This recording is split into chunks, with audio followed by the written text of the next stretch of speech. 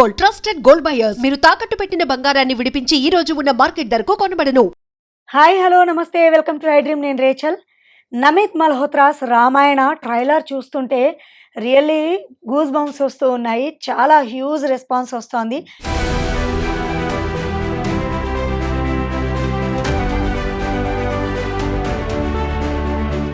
నాకైతే బాహుబలి వైబ్స్ వచ్చాయి. మరి ఇది ఎలా ఉండబోతోంది మూవీ? ఏంటి నిజంగా పాన్ ఇండియాని షేక్ చేస్తుందా లేదా అనేది తెలుసుకోవాలంటే మనతో పాటు ఉన్నారు సీనియర్ జర్నలిస్ట్ జిఆర్ మహర్షి గారు మనతో పాటు ఉన్నారు. వారితో మాట్లాడాల్సిందే. నమస్తే సార్. నమస్తే అమ్మా. ఎస్, ట్రైలర్ చూస్తుంటే నాకైతే బాహుబలి వైబ్స్ వచ్చాయి. మీకెలా అనిపించింది? ట్రైలర్ అద్భుతంగా ఉంది, గ్రాండియర్ ఉంది. బాహుబలి కంటే ఇంకా ఏదో ఉన్నట్టు అనిపిస్తుంది మనకి. ఎందుకంటే ఇది మనకు రామాయణం కదా కథ. బాహుబలి ఏమిటంటే అదొక emotional family drama with period. అంటే ఏమిటి, కొన్ని శతాబ్దాల క్రితము జరిగే ఒక కాల్పనిక కథ అది. ఇదేమిటంటే రామాయణం తెలియని వాళ్ళు ఎవరు ఉండరు. రామాయణం గురించి ఎంతో కొంత తెలియని వాళ్ళు ఎవరు ఉండరు. ఈ కథ అంతా మనకు తెలుసు. బాహుబలి కథ తెలియదు మనకు ఆ సినిమా చూసేటప్పుడు. అది దానికి దీనికి ఉన్న డిఫరెన్స్. అంటే ట్రైలర్లో ఆ విజువల్స్ చూస్తుంటే అది ఆ బ్యాక్గ్రౌండ్ మ్యూజిక్, యష్ గారేమో రావణాసురులా కనిపిస్తున్నాడు, రాముళ్ళ రణబీర్ కపూర్ కనిపిస్తున్నారు. సో ఇదంతా చూస్తుంది అలా అనిపిస్తోంది కొంచెం. నిజమే. బాహుబలి కూడా భారతము లేదా రామాయణంలో ఉన్న కాస్త ఆ ఎలిమెంట్స్ తీసుకొని చేసింది. భారతం కథే కదా మనకు. బాహుబలి అన్నదమ్ముల మధ్య వైరము, అన్నదమ్ముల ఆస్తి కోసం కొట్లాడుకోవడం అనేది మహాభారతంలోని మెయిన్ కథ అది. అంటే ఒకటి బాహుబలి అయినా రామాయణమైనా ఏదైనా సరే మిక్స్డ్ విత్ ఎమోషన్స్. మీరు గ్రాండియర్ ఎంతనా ఉండొచ్చు, ఆ గ్రాండియర్కి అదనంగా ఎమోషన్స్ కలిస్తేనే గొప్ప సినిమాలు అవుతాయి. ఎమోషన్స్ మిస్ అయ్యి ఓన్లీ టెక్నాలజీ ఉంటే చూస్తారు, కానీ ఏదో మిస్ అవుతాం మనం. ఎమోషన్స్, రామాయణం అంటే ఏమిటి, విపరీతమైన ఎమోషనల్ ఒక కావ్యం, అది ఒక డ్రామా, ఒక ఎపిక్ అంటారే అట్లా. అది ఇప్పుడు మీరు అనేది వింటుంటే దీంట్లో ఒకటి చిన్నది మిస్ అయినట్టు నాకు అనిపిస్తోంది. చాలా స్టోరీస్ రామాయణం గురించి వచ్చాయి. స్టోరీ ప్రతి ఒక్కరికి తెలుసు మీరు అన్నట్టు. ఇక్కడ హనుమంతుడు ఎక్కడ కనిపించలేదు, వానర సేన కనిపించలేదు, జటాయు కనిపిస్తుంది. అదంతా ఏదో షూట్ చేసినట్టు లేరు. హనుమంతుడికి వాళ్ళు ఏదో ఒక పెద్ద క్యారెక్టర్ని ఎవరినో ఎంచుకున్నారు, పెద్ద నటుడిని ఎవరినో ఎంచుకున్నారు. అది రివీల్ కాలేదు మనకు. ఇప్పుడు ఉన్న వాళ్ళంతా రివీల్ అయ్యారు. ఆల్మోస్ట్ ఆల్ రామాయణం అంటే ఏమిటి, రాముడు, లక్ష్మణుడు, సీత, రావణుడు, ఇలా ఇంకా దశరథుడు, కైక వీళ్ళే కదా. దీంట్లో ప్రధాన అంటే రామాయణం, హనుమంతుడు లేని రామాయణాన్ని మనం అసలు ఊహించలేము. ఆంజనేయ స్వామి లేని రామాయణాన్ని మనం అసలు ఊహించలేము. కానీ ఇక్కడ లేడు అంటే దాని అర్థం ఏమిటంటే ఆ పార్ట్ ఏదో ఇంకా షూట్ కాకపోవడము, వాళ్ళకి రివీల్ చేయడం ఇష్టం లేకపోవడము కారణం కావచ్చు. మెయిన్ అయి ఉండొచ్చు. అండ్ ఇంకా ఇప్పుడు ట్రైలర్లో పార్ట్ 2 ఉందని చెప్పేశారు. బాహుబలి ఎలాగైతే ఒక ప్రభంజనాన్ని సృష్టించిందో మరి రామాయణ కూడా వరల్డ్ వైడ్గా అలాంటి ఒక మార్క్ క్రియేట్ చేసే ఛాన్సెస్ మీకు కనిపిస్తున్నాయా? నాకైతే తెలియదు. పార్ట్ 2 అంటే ఏమిటంటే ఉత్తర రామాయణం, లవకుశాన్ని చూసామే మనము. రామాయణాన్ని ఎన్ని వేరియస్ యాంగిల్స్లో, ఈవెన్ మన తెలుగులోనే కనీసం ఒక 50 సినిమాలు వచ్చి ఉంటాయి రామాయణంలో. ఎన్టీ రామారావు గారే అనేక సార్లు రాముడు చేశాడు, రావణుడు చేశారు. శోభన్ బాబు గారు రాముడు చేశారు, హరినాథ్ గారు రాముడు చేశారు.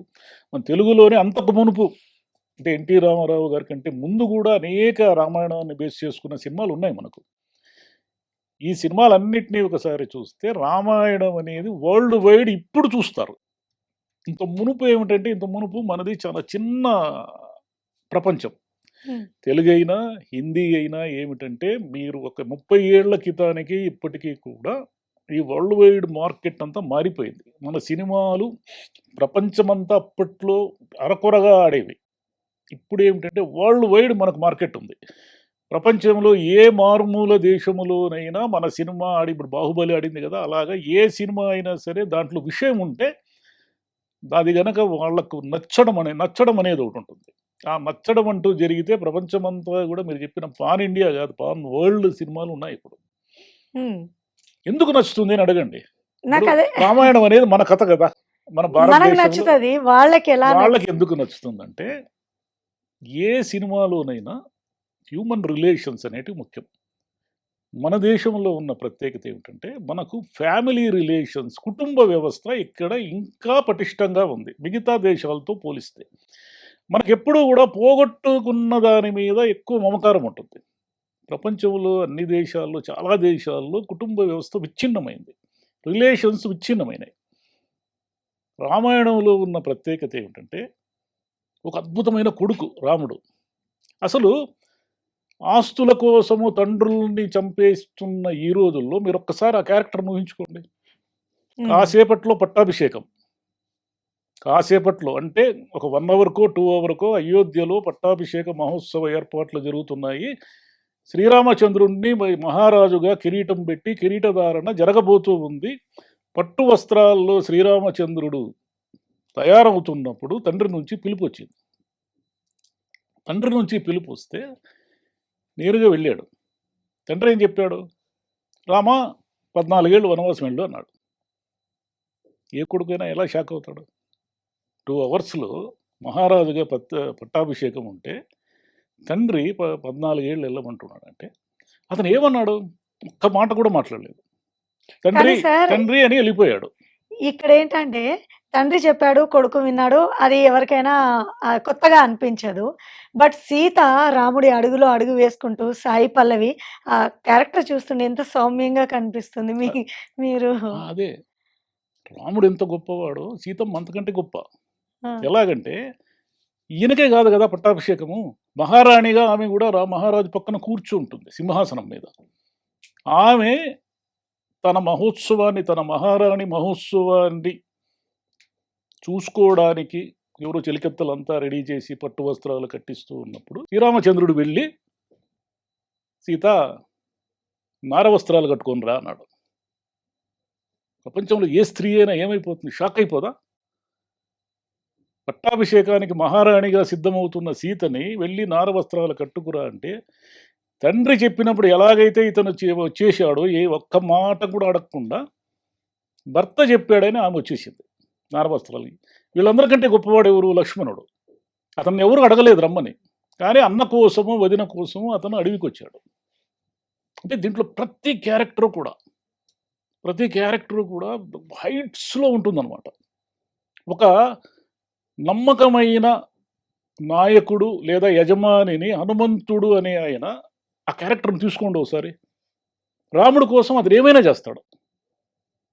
ఒక యజమాని కోసం లేదా ఒక నాయకుడి కోసం ఆ హనుమంతుడు అనే క్యారెక్టరు ఏమైనా చేస్తాడు. అంటే లంకకెళ్తాడు, లంకకెళ్ళి నిప్పు పెట్టి వస్తాడు, సీతమ్మ జాడ కనుక్కొని వస్తాడు.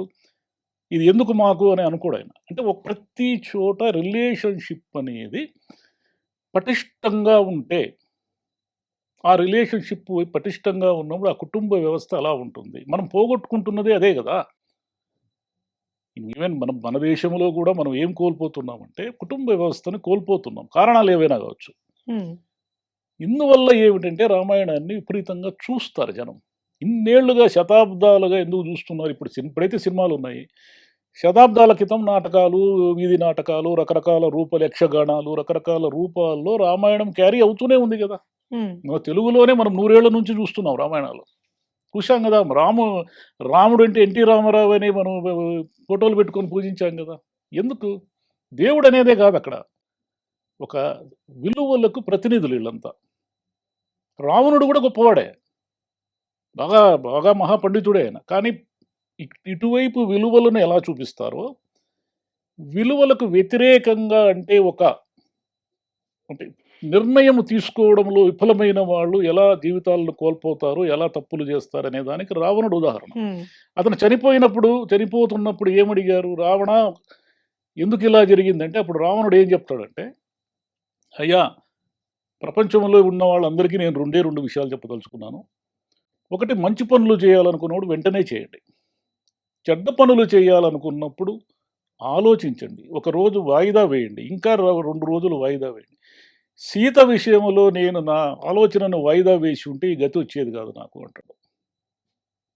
అంటే మనం ఏం చేస్తామంటే, మనం చేస్తున్న పనులు మంచివి అని మనం నమ్మినప్పుడు ఇమ్మీడియేట్‌గా చేసేయాల. మీరు ఒక పని మంచిది అని నమ్మారనుకోండి, ఇమ్మీడియేట్‌గా చేయాలి. ఎక్కడో మీకు తేడా కొడతా ఉంది. ఇది కరెక్ట్ కాదేమో అని తేడా కొట్టినప్పుడు ఆలోచించండి. ఒక రోజు, 2 రోజులు, 3 రోజులు, వారం రోజులు పోస్ట్‌పోన్ చేయండి. పోస్ట్‌పోన్ చేయడం వల్ల ఏమవుతుందంటే, ఆ పని నిజంగా మంచా చెడా అనే ఒక నిర్ణయం మీ చేతిలో ఉంటుంది. ఇట్లా మనం ఒక సినిమాగానే దాన్ని చూడకూడదు. అదంతా మన జీవితానికి అప్లై అవుతుంది. మీరు ప్రపంచంలో హిట్ అయిన ఏ సినిమా అన్నా తీసుకోండి, అది ఎమోషన్స్‌తో మిళితమై ఉంటుంది. మీకు 'బాహుబలి' తీసుకోండి. 'బాహుబలిలో' ఒక సీన్ ఉంటుంది. ఏమిటి? వాడెవడో టచ్ చేశాడని వాడి వేలు కట్ చేస్తుంది గదా! ఆమె. యెస్. అనుష్క చేస్తుంది గదా! చేసినప్పుడు అది పెద్ద ఆ సభలో, నిండు సభలో ఆమె రమ్యకృష్ణ అడుగుతుంది.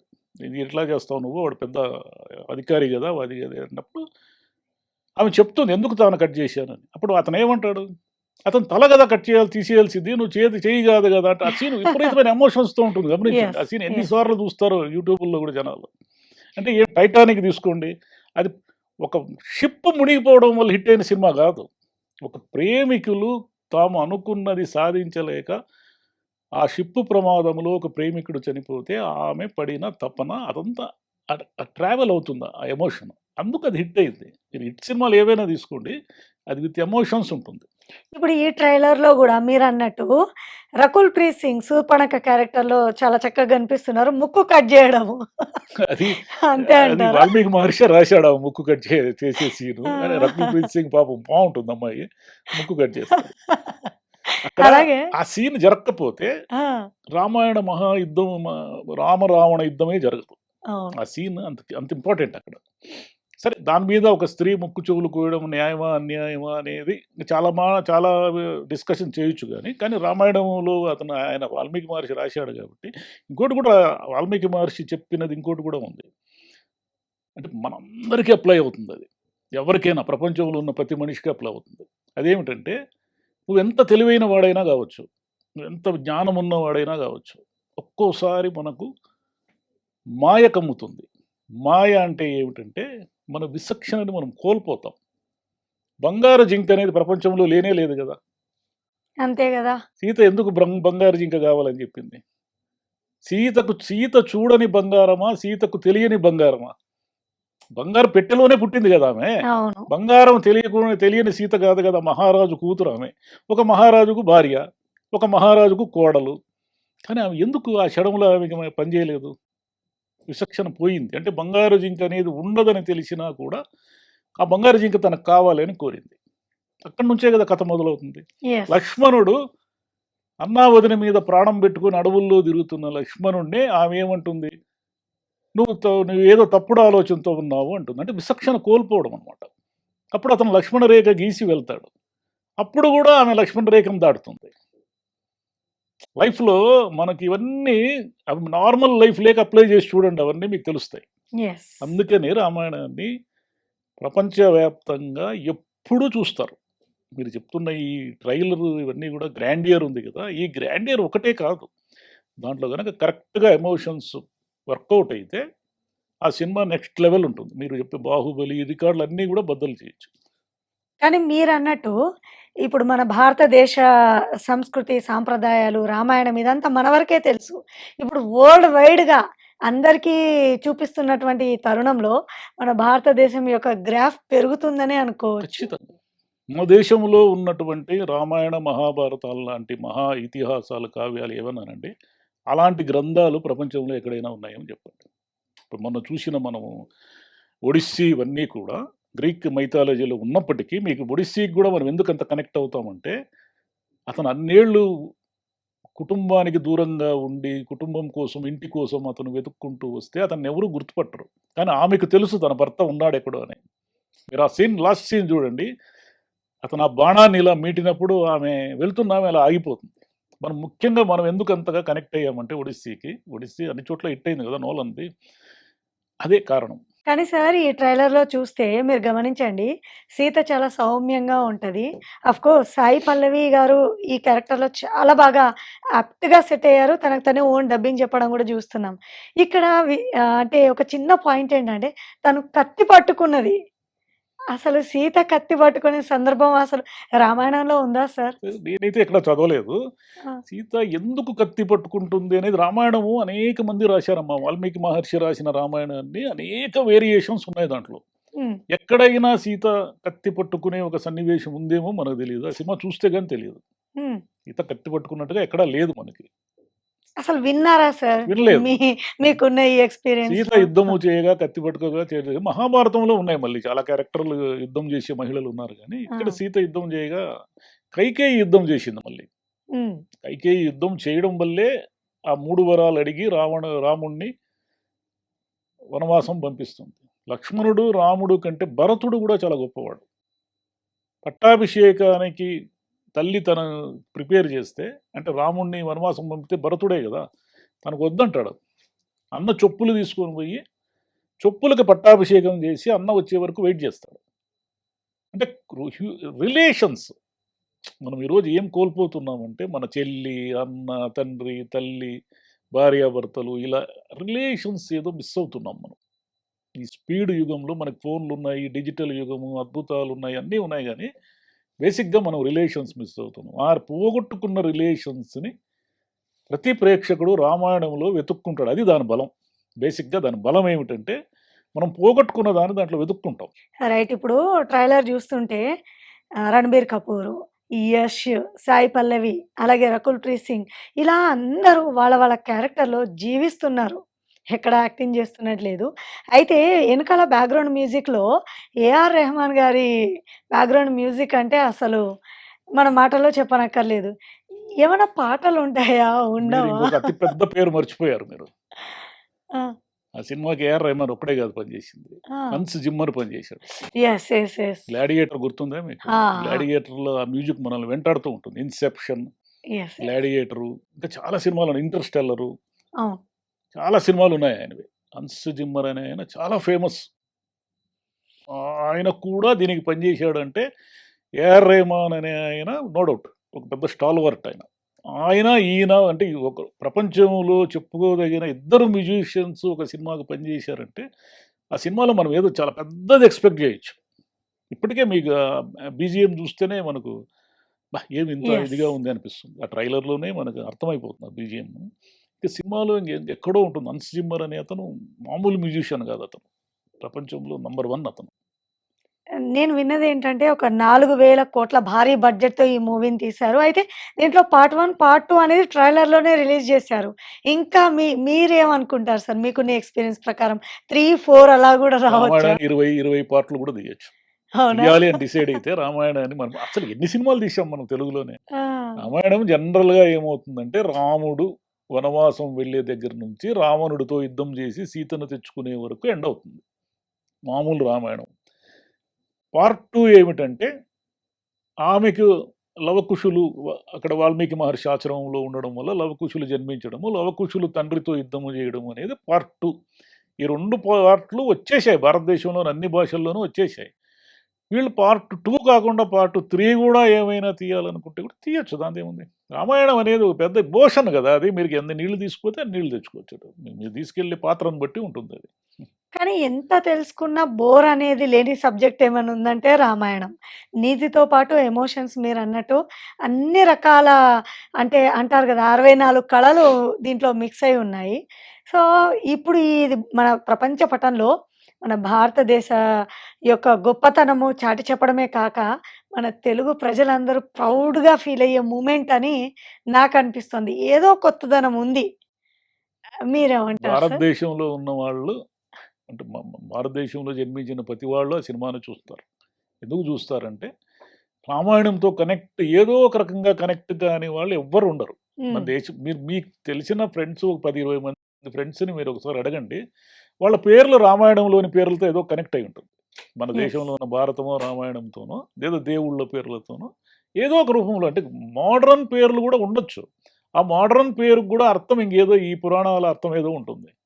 అంటే మనకు తెలియకుండానే మనము దాంతో కనెక్ట్ అయిపోయి ఉన్నాం. భారత మహాభారతము, రామాయణంతో మనం కనెక్ట్ అయినాం. కాబట్టి వాళ్ళు ఎంత బాగా తీస్తే అంత బాగా ఆడుతుందది. బాగా తీయకపోతే మరో ఆదిపురుష్ అయ్యే ప్రమాదం ఉంది. ఆదిపురుష్ హ్మ్. ప్రభాస్ అంతటి నటుడు ఉన్నప్పటికీ అది ఎందుకో ఆడలేదు. ఎందుకు ఆడలేదంటే దాంట్లో ఏదో లేదు ఎమోషన్ ఏదో మిస్ అయినాం మనం దాంట్లో. మనము హనుమంతుడు కనిపించినప్పుడు గూస్ బంప్స్ రావడం ఇలా ఏదో జరగాలి గదా! అలా ఏదో జరగలేదు ఆ సినిమాలో. వీళ్ళు ఆ పొరపాటు చేయకపోవచ్చు బహుశా. యెస్. ఫైనల్‌గా మీ ఒపీనియన్ ఏంటి సార్ ఈ ట్రైలర్ పైన? అండ్ మా ఐడ్రీమ్ వ్యూవర్స్‌కి మీరేం చెప్పదలుచుకున్నారు? చెప్పేది ఉంది, బ్రహ్మాండమైన గ్రాండియర్‌గా తీశారు. 4000 కోట్ల బడ్జెట్ అంటే ఆ! అసలు ఆ రావణుడు ఇలా చూసినప్పుడు ఆ కింద జనము లేదా జటాయువు ఆ షాట్స్ చూడండి ఎంత గొప్పగా ఉంటాయి. అంటే చాలా మంది కొన్ని వందల వేల మంది టెక్నీషియన్స్ పనిచేస్తే తప్ప ఆ షాట్స్ రావు అవి. వాటన్నిటికీ అనుగుణమైన సంగీతము, నటన ఎలాగో అద్భుతంగా చేస్తారు. ఎమోషన్స్ ఇవన్నీ కూడా మిక్స్ అయితే మనం భారతదేశంలో సినిమాల్లో, భారతీయ సినిమాల్లో చెప్పుకోదగిన గొప్ప సినిమాగా మిగులుతుంది. యెస్. సో, తెలుసుకున్నారు కదా వ్యూవర్స్. మరి 'రామాయణ' ట్రైలర్ చూస్తుంటేనే క్యూరియాసిటీ పెరుగుతోంది. ఖచ్చితంగా అసలు ఈ మూవీ చరిత్ర రికార్డులు తిరగరాస్తుందనిపిస్తోంది. మీకేమనిపించింది అనేది కామెంట్ రూపంలో తెలియపరచండి. మరో టాపిక్‌తో మళ్ళీ మీ ముందుంటా. This is Rachel signing off. And for more videos, Please subscribe to iDream. Please subscribe to iDream. Please subscribe iDreams. And please subscribe to iDream. For more videos, subscribe to iDream. please like, share, and subscribe to the channel. Congratulations, iDream. Subscribe to iDream. Subscribe to iDream. So subscribe to iDream Media. iDream की iDream team अंदर की huge congratulations. Please subscribe iDream Media. Please subscribe to iDream. Subscribe iDream. Please subscribe to iDream. iDream అంటే నా కళల ఛానల్ను subscribe చేసుకున్న నోరు తిరుగుతలేదు. మీరైతే గంట గుర్తు కొట్టండి. For more such videos, please subscribe to iDream. Subscribe to iDream. Please subscribe to iDream. Please subscribe iDream Media. Please do subscribe to iDream. Please subscribe to iDream Media. For best entertainment and information, please subscribe iDream. And don't forget to subscribe to iDream.